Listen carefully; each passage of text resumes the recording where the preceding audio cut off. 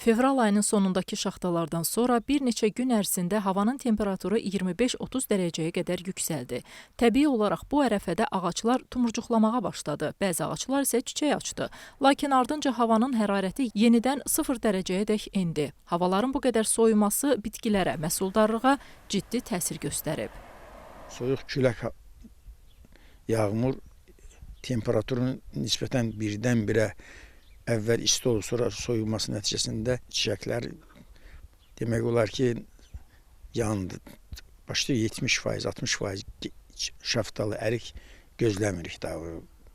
O çiçəkləmədi. O çiçəklər tökülür, ondan sonra çiçək töküləndən sonra ağac başlayır da öz inkişafına təzədən yarpaqlamağa, təzədən inkişaf eləməyə, amma məhsulu olmur. Hər ağacdan gəlir, necə deyirlər, 50 kiloqrama yaxın təmiz, saf meyvə götürmək olurdu.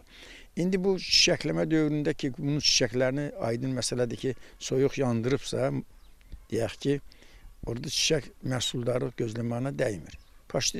Necə deyərlər, bəlkə də heç 0 dərəcədə.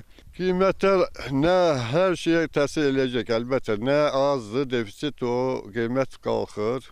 Çox olanda azalır, qiymət aşağı düşür. Günəşin olması, istinin olması bitkinin daha tez oyanmasına səbəb oldu və çiçəyin açılmasına səbəb oldu. Daha sonra biz müşahidə elədik ki, hava daha soyuq mühitə keçdi, hətta qar da yağdı və bu da bitkilərdə bəzi erkənci sortların şaxta vurulmasına səbəb oldu.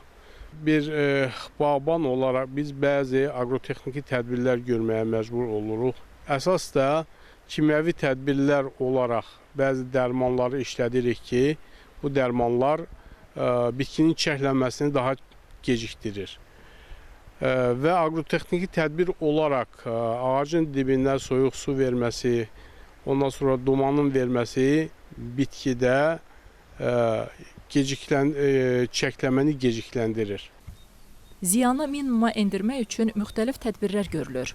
Kimyəvi dərmanlama üsulu isə yalnız hava müsbət 3-4 dərəcə olduğu halda effekt verir.